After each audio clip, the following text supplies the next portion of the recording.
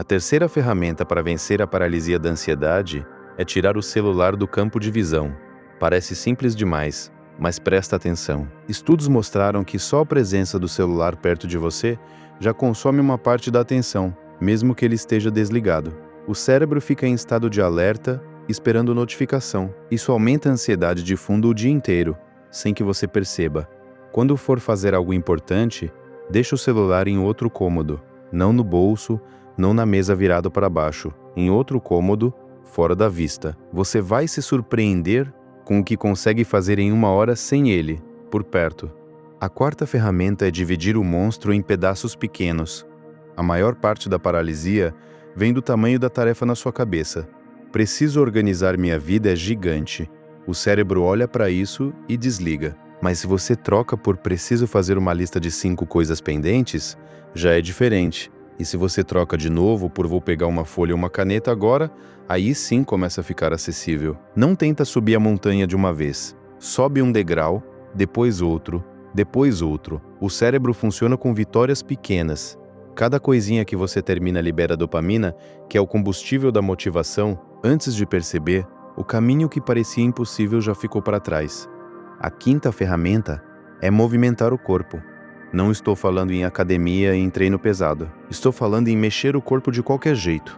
Levantar e andar pela sala, subir e descer uma escada, fazer 5 polichinelos, alongar por 2 minutos, dançar uma música sozinha no quarto. O movimento físico libera neurotransmissores que combatem a ansiedade direto na fonte. Serotonina, dopamina, endorfina. É remédio sem receita. É a coisa mais barata e mais subestimada que existe. E mais, o ato de mexer o corpo lembra ao cérebro de que você tem controle. A paralisia mente dizendo que você não consegue. O movimento prova com o fato que consegue. A sexta ferramenta é cuidar do que entra na sua cabeça.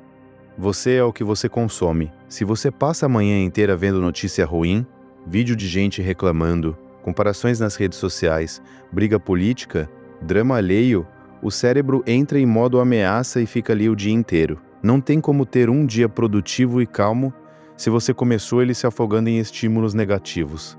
Crie uma higiene mental, do mesmo jeito que você cria uma higiene física. Os primeiros 30 minutos do dia são sagrados. Não pega o celular nesses primeiros minutos. Toma água, respira, olha pela janela. Existe sem tela. A sétima ferramenta é dormir como um adulto. Sei que parece chato, mas não tem como fugir. Sono ruim destrói o cérebro. Pessoas que dormem menos de 6 horas têm a amígdala até 60% mais reativa do que pessoas que dormem bem. Isso significa que tudo assusta mais, tudo paralisa mais fácil, cada desafio vira impossível. Crie um horário de dormir e respeita ele como se fosse um compromisso de trabalho. Desliga telas pelo menos 1 hora antes. Mantenha o quarto escuro, fresco e silencioso. Sem sono, nada do que você sabe sobre como sair da paralisia vai funcionar de forma sustentável. O sono é a base, o resto é construção em cima dela. A oitava ferramenta é falar com alguém. A paralisia adora silêncio.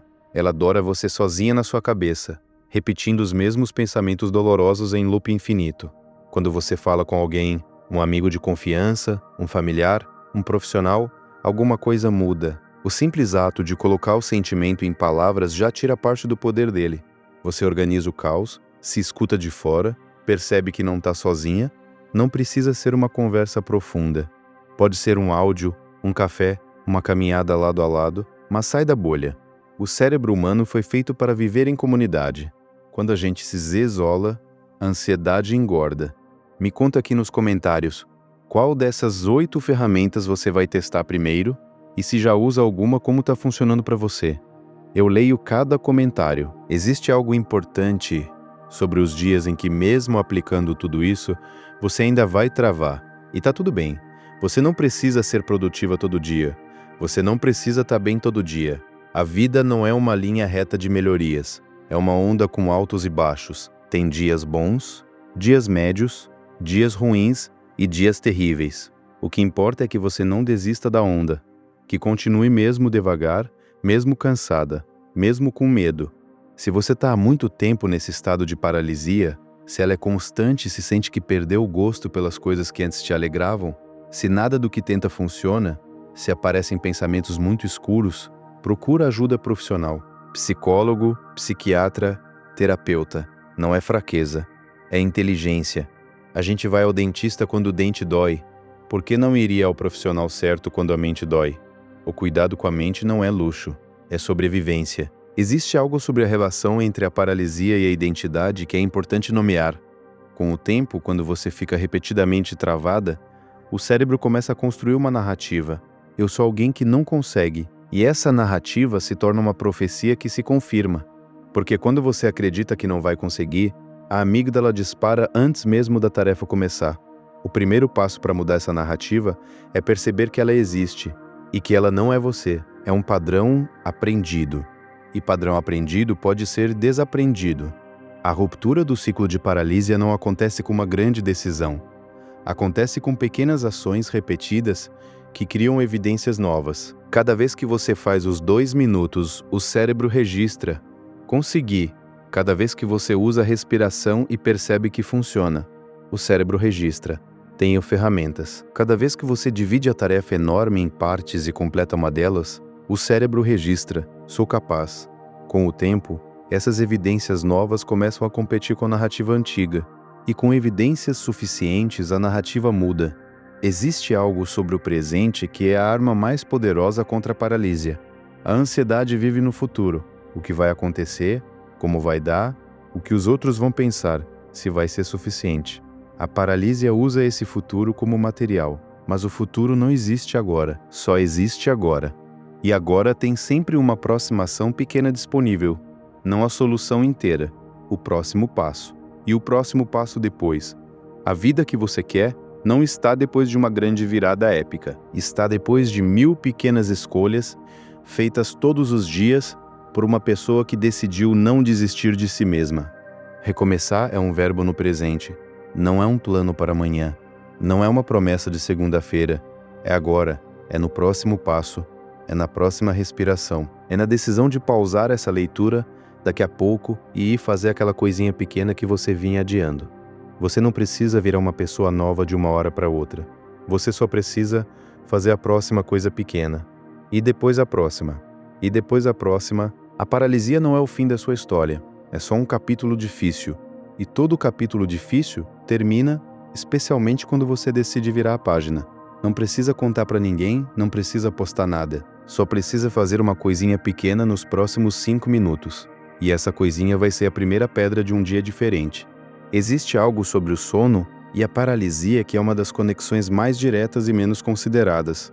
A privação de sono não apenas cansa o corpo, ela altera a química do cérebro de formas específicas que aumentam diretamente a probabilidade de paralisia. O córtex pré-frontal, que é a sede da ação intencional, é extremamente sensível ao sono inadequado. Com menos de 6 horas, sua capacidade de iniciativa cai de forma mensurável. Sua tolerância à incerteza cai. Sua sensibilidade emocional sobe. É como tentar atravessar um labirinto com metade da capacidade visual disponível.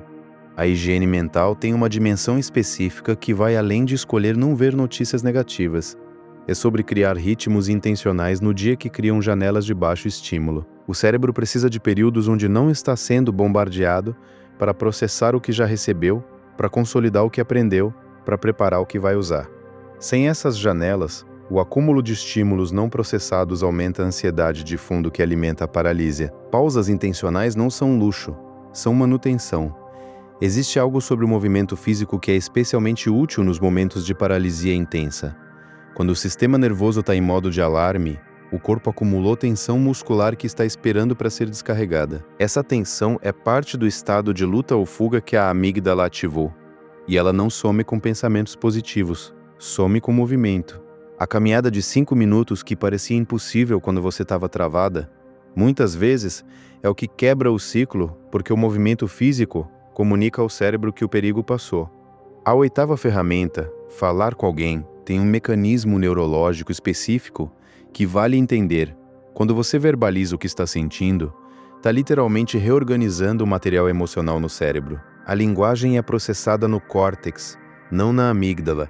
Então, ao colocar a emoção em palavras, você a move do sistema de alarme primitivo para a parte mais racional do cérebro, onde pode ser processada de forma diferente. Não é catarse mágica, é uma transferência de processamento que cria mais clareza. Existe algo sobre a recuperação depois de um período de paralisia intensa que vale mencionar. Quando o sistema nervoso esteve em estado de alarme por tempo prolongado, ele precisa de tempo para recalibrar. Você pode fazer tudo certo e ainda assim sentir que está começando devagar. Isso não é fracasso. É o sistema se recuperando.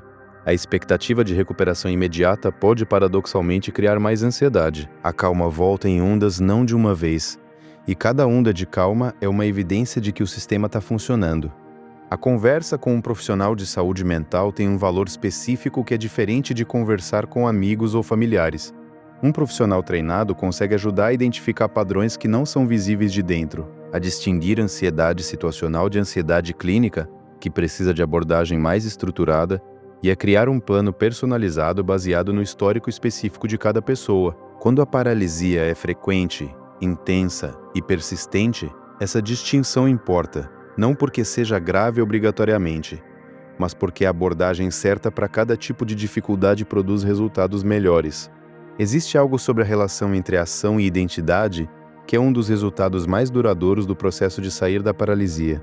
Cada vez que você age quando a paralisia estava tentando te impedir, está construindo uma nova narrativa sobre quem você é, não de forma declarada, com evidências concretas. E identidade construída em evidências concretas é mais resistente do que qualquer afirmação positiva. Você deixa de ser alguém que está tentando agir e passa a ser alguém que age. E essa diferença, aparentemente semântica, é enormemente prática.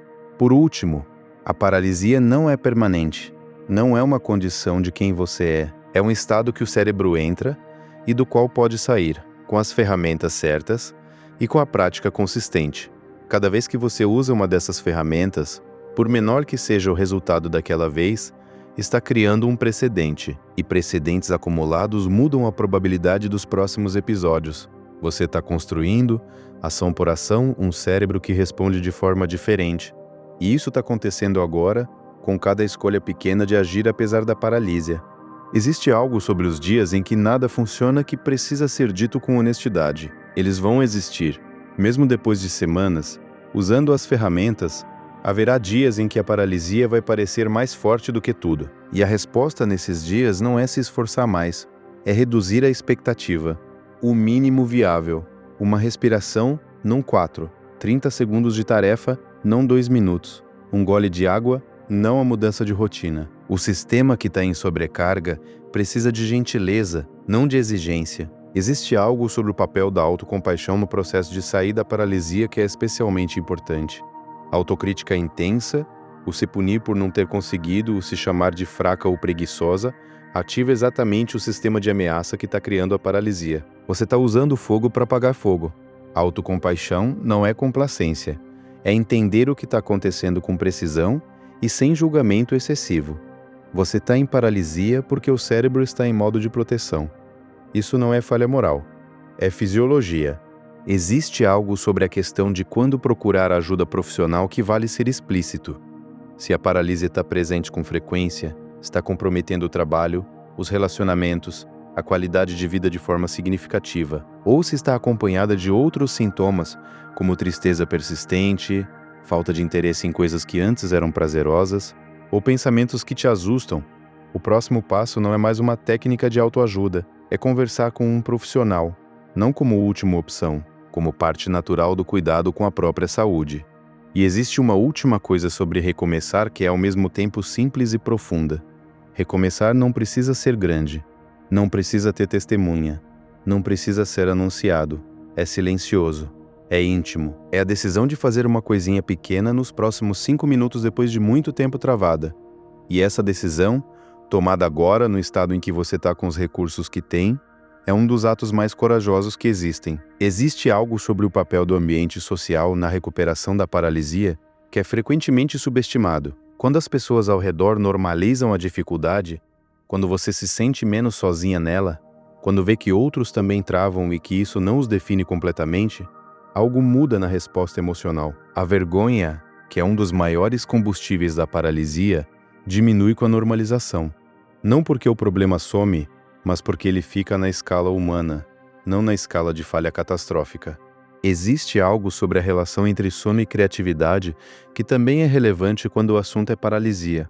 Algumas das tarefas que mais causam paralisia são tarefas que exigem pensamento criativo ou resolução de problemas complexos. E o sono é quando o cérebro consolida e reorganiza informações, criando conexões entre elementos que durante o dia pareciam separados. Muitas das soluções para problemas que pareciam sem saída aparecem depois de uma boa noite de sono, não porque o problema sumiu, mas porque o cérebro trabalhou nele durante o descanso. A ferramenta de falar com alguém tem uma dimensão que é especialmente útil nos momentos de paralisia severa. O simples ato de precisar articular o problema em palavras para outra pessoa força uma organização que o pensamento em loop não cria. Quando você pensa sobre o problema sozinha, pode circular sem sair do lugar. Quando você precisa explicar para alguém, precisa encontrar uma sequência, uma lógica. E essa organização frequentemente revela caminhos que não eram visíveis no caos interno. Existe algo sobre a autocompaixão e a produtividade que parece paradoxal, mas que a pesquisa confirma. Pessoas que respondem às próprias falhas com autocompaixão, em vez de autocrítica severa, têm melhor desempenho no longo prazo, não porque se tornam complacentes, mas porque a autocrítica severa consome energia e cria um ciclo de vergonha que paralisa mais.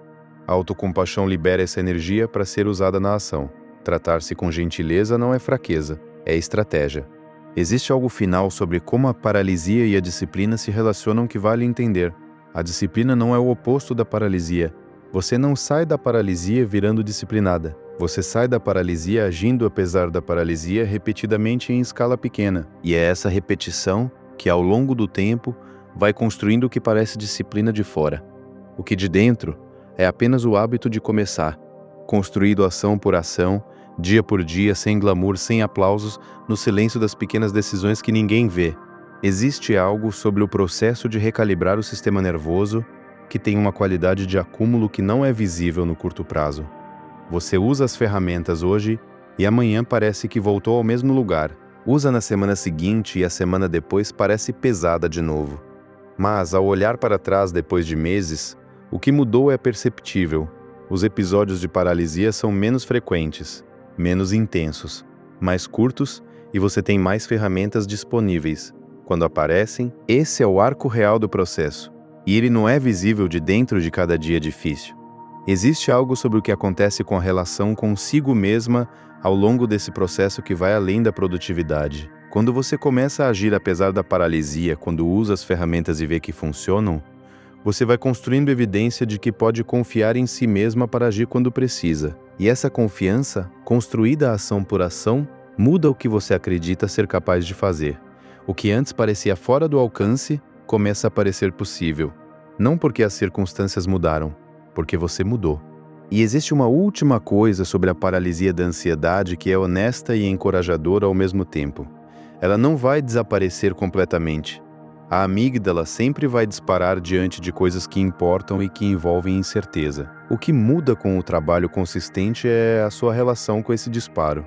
Você passa a reconhecê-lo como o que é, um sinal de que algo importa, não um sinal de que deve parar. E essa reinterpretação, pequena como parece, muda completamente o comportamento que vem depois. Existe algo sobre o ritmo de recuperação que é importante calibrar com honestidade. Quando o sistema nervoso esteve em estado de paralisia intensa por tempo prolongado, a recuperação não é linear.